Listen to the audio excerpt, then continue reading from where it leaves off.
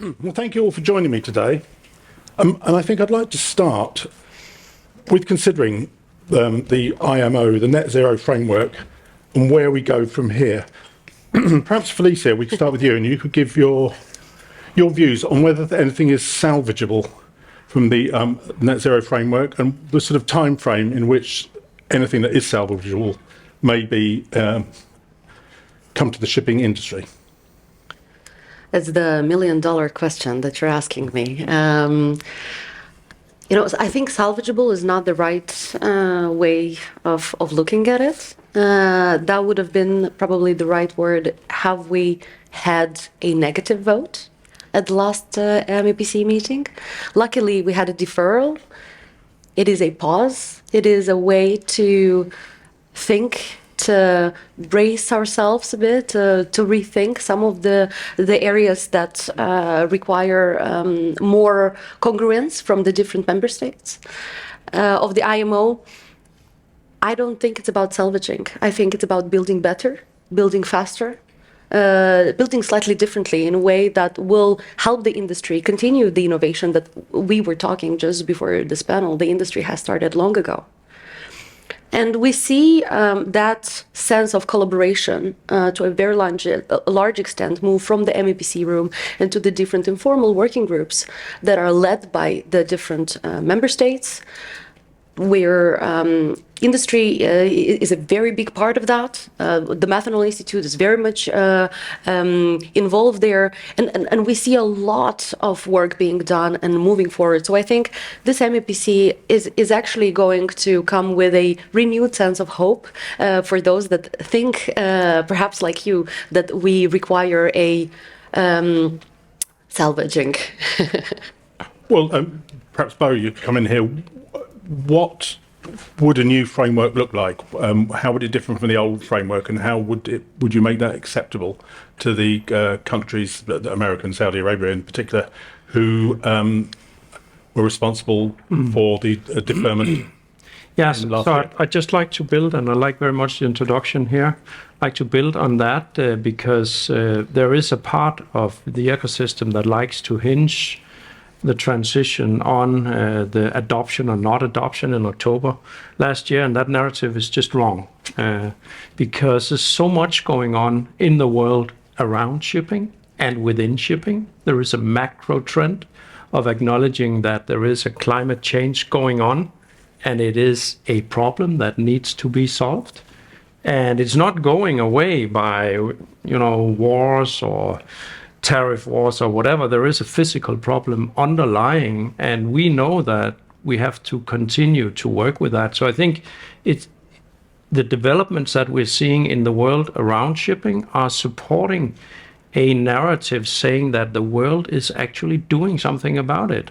So you see completely redesign of energy systems, and you see new policies coming on, long-term targets and so on, that are maintained to go to zero. And you see countries acting on it. And in IMO context now, to get to your point, you still see a very strong support to going to zero. A very strong support. Remember that April last year, there was an overwhelming majority of support to that. So I really believe what you just said is extremely important to maintain the narrative of saying the world wants in the long term to solve the climate issue. A lot of developments are going on in the energy systems, in the port, as I'm sure we'll hear. A lot of enabling and initiating activities are going on. And within IMO, there's also a lot of very solid work going on to enable global frameworks. So energy efficiency, the use of new fuels with global standards for new fuels are being developed. And we are seeing regions, in particular EU, of course, starting also to regulate now for not only energy efficiency, but actually also the new fuel sources. So there is, I believe, a very strong current, or maybe it's undercurrent now, but there's a very strong support to enabling the decarbonization and also to IMO, despite what we saw there. So what will happen concretely now, how the IMO Secretariat is going to orchestrate the process now, is, I would say, very uncertain. So even if we talk to dozens of negotiators and so on, it's very uncertain what is actually how they are going to do exactly what you said. The net zero framework was a hard work to get to that. The structure of the net zero framework, the elements of that with the technical regulation and economic element, it was hard to get to that. Now let's see how possibly, we know that there are countries in there that have concrete ideas about how to tune the framework to make it politically acceptable. Sebastian, do you agree that, as I said earlier, the sort of archetypal global industry can be regulated regionally, and is there this push to decarbonise without a sort of a broader global set of regulations? For us as a company stock listed in Scandinavia and Oslo, it is decarbonization is still part of our business strategy and part of the company's DNA. When we discuss the IMO Net Zero framework or the regional measures, it's always a factor which comes to mind in terms of competitiveness, and that is one thing which we need to highlight. I fully believe and agree that the IMO Net Zero framework is not up to salvage, because there is nothing lost yet. However, we need to make our mind how we can create, we as an industry can create a framework which is applicable globally to every and each shipping company, every and each ship, because the worst case scenario would be a multitude of regional measures which have a multitude of exemptions, which has a multitude of competitiveness impacts on businesses and on shipping companies, trade lanes, etc. So having said that, the IMO Net Zero framework is too important to fail. It is too important to create a narrative saying it will not come into force, never. Maybe it will not come into force in its current draft. Maybe it will not come into force in exactly the way we have anticipated and worked towards it over the last year. But I'm quite confident that the IMO Net Zero framework will enter into force at some point and will make a difference. In terms of the regional measures, we had calculated quite recently that the, not to say competitive disadvantage, but the compliance cost magnitude for container freight rates, depending on the trade route, is 6 to 8% of the overall freight rate from Asia to Europe, for example. Having said that, it is not a competitive disadvantage for European companies, nor for ports. But what we do see is if you intend to have cargo moved from Asia to Europe, you need to take and internalize those costs in your calculations. A global measure would definitely erase the issue of finding evasion actions around an emission trading scheme or FuelEU Maritime applicable in Europe. Therefore, under the line, we strongly believe and still support the IMO Net Zero framework. However, we need to ensure, as I said, that it is applicable for everyone. And once it is adopted, no one is pulling it out and said it will not apply to our flex or it will not apply to our ports. That is at least for a shipping company. And I guess I can speak for a lot of shipping companies, the most important point. It needs to be applicable for each and every one. I'd like to come back to how the sort of uncertainty impacts on costs a little bit later. But can we turn to ports now? And I just want to get a sense of how this sort of regulatory uncertainty impacts how you plan your business for the future. Let's say I concur with everything what has been said. Right? So I think as a port authority, and I think it goes for all other port authorities as well, we need predictability. So we need a certainty which will help us actually to take the next domino, right? So we are supporting the IMO Net Zero framework. I think we have joined a call to action actually earlier this week as a port to encourage member states to stay strong and to step up actually to make sure that we can by the end of the year that we have a net zero framework which will help the entire shipping industry, the whole maritime industry, to take the next step in greening shipping, because as you all know probably that the greening of shipping, it's 20% related to the shipping cost, but 80% on the land cost, which involves ports. So from a port perspective, we are doing a lot of pro bono work, right?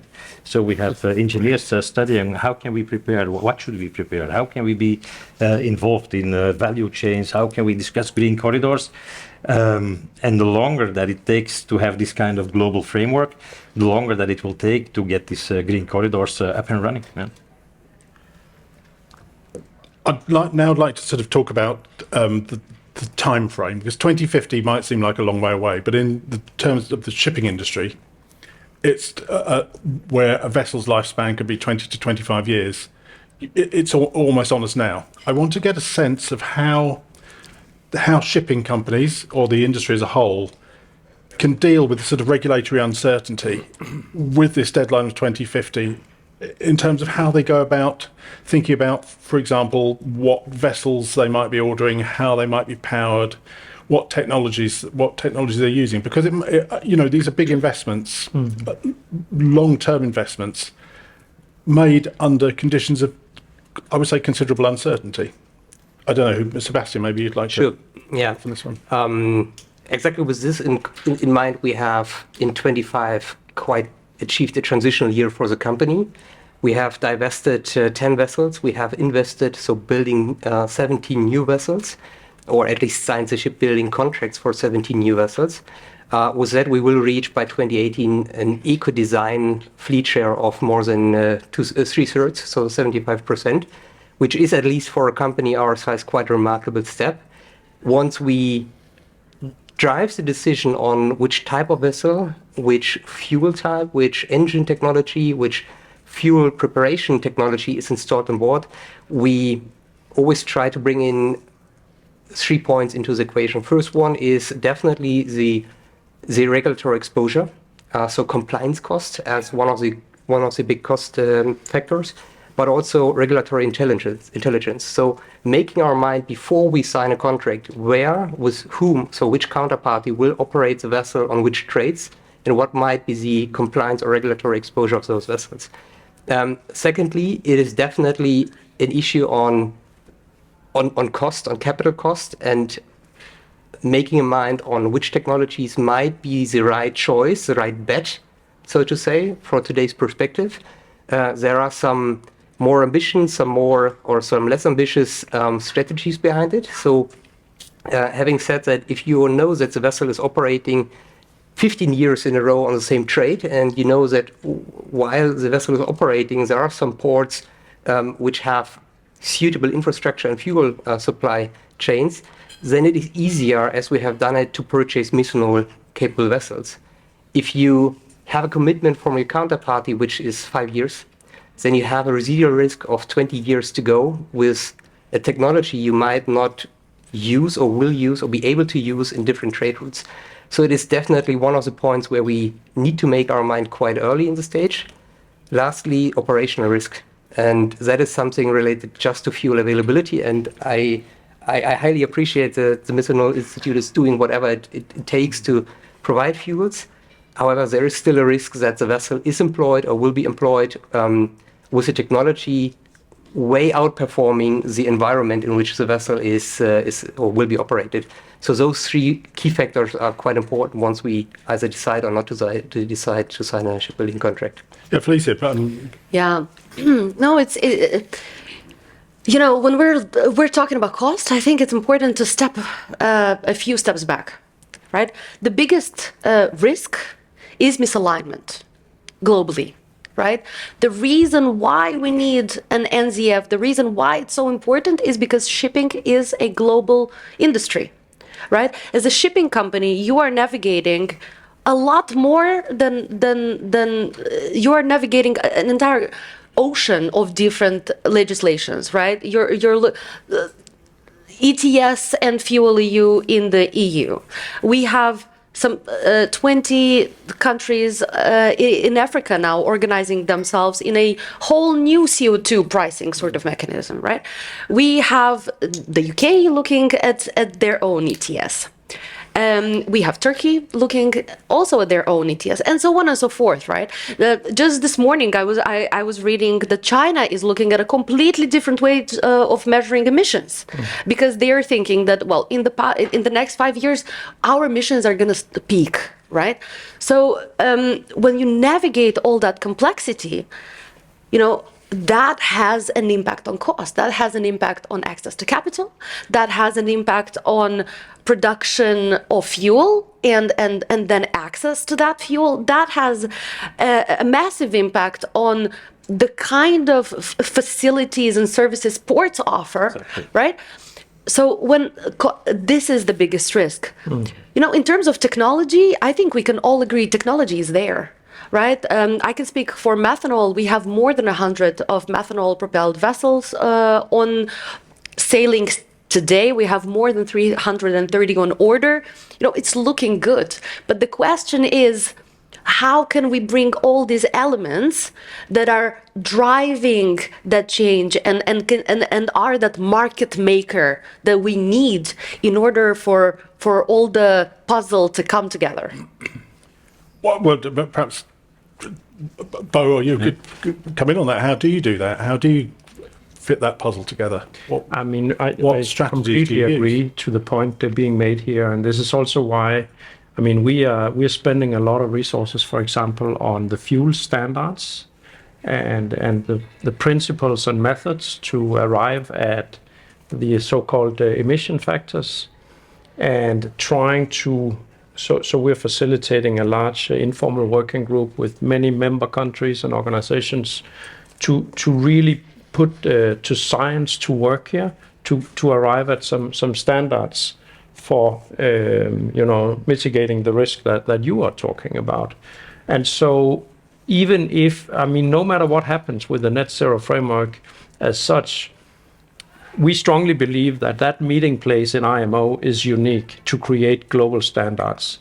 As has been done for safety and environment, we should also meet there to develop global standards for climate. And that we see that as a no-regret move. So there are certain standards that need to be in place. And then, to your question about how does the industry deal with this? So we are seeing also that if you really need new tonnage and you have to get going, then some buy a dual fuel ship, many buy ships that are prepared for retrofit, where you make extra space, you prepare it as much as you can so that you can retrofit it in 2 or 3 or 5 years when you have certainty around the regulation. So that's a pretty smart way of getting going, preparing, without having to do the full let's say, end game solution. If I may, actually, for us, from a port perspective, actually, we don't have the luxury of saying we will focus on A, B, or C. We have to focus on everything. So it's a multi-fuel program. We are developing the right regulations, the right security conditions. We're identifying the right spots in the port to bunker. I think we're one of the largest bunker ports in Europe. So for us, it's a triple challenge with a triple cost eventually. And we will not supply these fuels ourselves. So we will have a market development. So the complexity, as Felicia was saying, it's only increasing. The longer we wait, the more complexity, and then you will arrive at a certain date that you will have everything done, and then shipping will focus perhaps on 1 or 2 preferred fuels. I just want to quickly say a word about we're talking about industry, and I think the shipping industry and altogether, the industry all around us in this value chain is so innovative and is so entrepreneurial, and that is so important. And when we see that on a daily basis, even in this environment and this complexity and all the different risks that we are facing as an industry, I have so many of my members coming to me and telling me, well, yeah, it's complicated. Yeah, it's difficult to access capital, to do this and that. but we are doing it. We are continuing to. We have so many, examples that I can bring. I visited just a few weeks ago in Denmark, one of our members, European Energy and Mitsui, that are already producing e-methanol, and they have real offtake, right, in a variety of markets. And it's so interesting to see how they're creative with these revenue streams and creating, a real business case. We have, Envolon, who has these small modular solutions, and they're really seeing business picking up. So I think, it's. I almost want to say that the power of our industry is in this innovative and entrepreneurial spirit. And I think this is why also, you saw a large vessel order in the past year. We are coming together and we're driving change together. Mm-hmm. Applause. We touched on costs earlier. The cost of these vessels is higher than traditional vessels. The fuel is probably more expensive. I just want to get a sense of whether this permanently raises the cost of the whole sort of supply chain through shipping. And in that case, who bears the cost? Will the consumer ultimately have to pay more to decarbonise shipping? Unless the price of fossil fuels rises in that sense, that it becomes cheaper automatically. Yeah. Well, I mean, look, we've seen the oil price spike in the last few days. I mean, what are the implications of that? Is that going to be a positive for decarbonising shipping in the long run? I mean, you presume it would be. We're all looking at you, Sebastian. Yeah, okay. I try really to avoid answering it. I'm purely from a market fundamental perspective on decarbonization. Definitely rising conventional fuel costs support business cases in green technology and renewable fuels. Is it automatically the case that the situation in the Persian Gulf is quite a good one? Highly doubt it. But having said that, the increase of conventional fuel cost or the increase of compliance costs, so to say, is not intended to close price gap between renewable fuels and conventional fuels, but it is enabling shipping company to calculate first business cases on new technologies, on new ships, etc. But it does not waive the necessity that we need to come together with a client, with a charterer, finding the right ship for the right trade, with kind of a long-term commitment to operate the ship. For example, our methanol-driven vessels are employed on that same trade for the next 15 years, which is easier for a shipping company to calculate and see at least the reliability of regulatory environment and the fuel supply chain. And from a port's point of view, I mean, presumably this also involves costs, but you, as you say, you need to be ready to support whatever technology comes along. So your cost could be threefold. How do you go about? What will you do with those costs? Would you pass those costs on to shipping companies? How are you going to deal with those big investments and those big costs? As I said, we are doing a lot of pro bono work for the time being. So it's a lot of studying and making sure that we are preparing the ground actually for private companies to come into the port area to provide these bunkering services. So at the end of the day, it won't be the port actually who puts on price, right? It will be the market who decides what the price will be, and it will be the industry which will decide what the fuel will be. So we can only enable, we can only facilitate. But it's also, I mean, the societal narrative around the green premium is also, is sometimes just wrong. We don't talk about the premium of avoiding children's work for our clothes, for example, or dangerous working conditions or whatever. I mean, so from a societal point of view, I think your question is also, I know a lot of people are asking that question, and yes, in general, there will. So in average, over time, when you look at the cost component alone of solving the climate change for the society, and it's not even certain that it is more expensive just on the cost side, but when you factor in the consequences of climate change, it's a given. It's clear that we have to solve the climate change. So it also depends very much on how you sort of frame that question, right? Whether the end customer bears the cost. In theory, yes, very sort of locally, it's true. But why do societies put up targets to decarbonize and submit it to the UNFCCC? It is because societies want to decarbonize. And it comes with efforts from societies very often, like in Denmark, for example.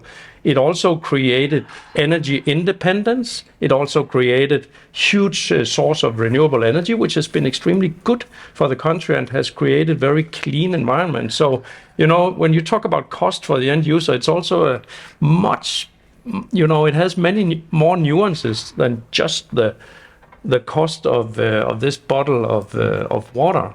So I think it's important to put that context around it. Sorry, Felix? I think on this point, there are two main elements. One is willingness to pay, right? It's what you were talking about earlier. What is willingness to pay? How close are we to our customer, right? And then in different sectors, for different products, you'll have different willingness to pay. And most likely, you will have the premium go to those that are willing to pay for that, right? Now, the second one is another very important element, and it is regulated demand, right? When we look at the mobility sector in Europe, for example, right? Fuel obligations on fuel suppliers have had a huge impact. Very many companies in the e-fuel space are already making use of very many RFNBO targets that come from the Renewable Energy Directive. So are we going to see a similar approach in shipping is a good question. And also shipping as a global sector is not quite the mobility sector, right? So how do you enforce that? But I think regulated demand does create that willingness to pay and a market, and then solves the problem of, well, we don't have supply because we don't have enough production of alternative fuels, but we don't have enough production because we can't get very long-term offtakes, but we can get very long offtakes because, and I can continue that, right? Can I just, put one? Yes, sure. When you look at the cost of decarbonizing shipping, and shipping used to be labeled a hard-to-abate sectors because people would say, it's way too expensive to decarbonize. So we should take that out of the equation and focus. And some of this climate reset debate that's going on now with pragmatism and so on is also saying hard-to-abate sectors. We should wait with that, but focus on electrification on shore. I think it's really important here to keep in mind that ocean shipping can take decarbonization very far at cost levels that are on par with the rest of society. We can take a lot out by energy efficiency. We can take a lot out by electrification. We can take a lot out by the less expensive fuels. And exactly like you say, there's so much innovation going on in this space that it is, in fact, possible to take shipping very far towards zero at costs that are just on par with the rest of society. I wanted to mention something on the willingness to pay, because I recently read a study that actually 80% of the people, and especially of the underrepresented people here, so the generation after us, they have an 80% willingness to pay up until, I think, nearly 10%. Yeah, so we should actually continue to work on that willingness to pay, because we have a very large consumer base that is willing to pay that premium. Yeah? So eventually it will happen. And is that where the pressure is coming from? Is it ultimately from consumers? One of the questions on here is, from one of the who's watching remotely, is how much can a voluntary adoption from front runners potentially push a regulatory approach and speed up the energy transition? That voluntary approach, where's the pressure coming from for that? Who's pushing that voluntary approach if regulations are sort of running behind that? It is the customer on one point, and it is delayed, or let me say, it is regulation, at least customer and regulations. That is the both drivers, at least for us to drive our fleet transition further. 100%, yeah. Yeah, and the customers obviously have, if you're a cargo owner, a retailer, or whatever, I mean, you are facing regulations far beyond shipping, right? CSRD, etc. So that whole agenda is driving demand, but I think it's also fair to say that it is, after all, quite limited in volume at this point in time, but it is very important in terms of signal effect and showing that it's possible. So what we're seeing right now within of decarbonization driven by that voluntary market, like you say, and the market particularly in EU now starting to pick up, is extremely important to show the world that it is indeed possible to decarbonize shipping with manageable, limited impacts, right? The cost doesn't go up excessively. It's possible to manage the technical aspect of running ships in a net zero way, etc. So that initial, and that's one of the things that we are working with in our centers, really to give that weight and to make it visible that it's possible to decarbonize shipping. And Bo, your team has done a great job on developing Catalyst. And for those which do not know Catalyst, I mean, it would be your pitch, but I will do it for you now. Catalyst is kind of a book and claim system where freight forwarders, clients of ours can book green attributes for their Scope 3 emission reduction, which is definitely assisting shipping companies investing in green technology and green fuels to even further accelerate business cases and enable the realization of those projects well earlier. So that is something which we definitely should keep in mind.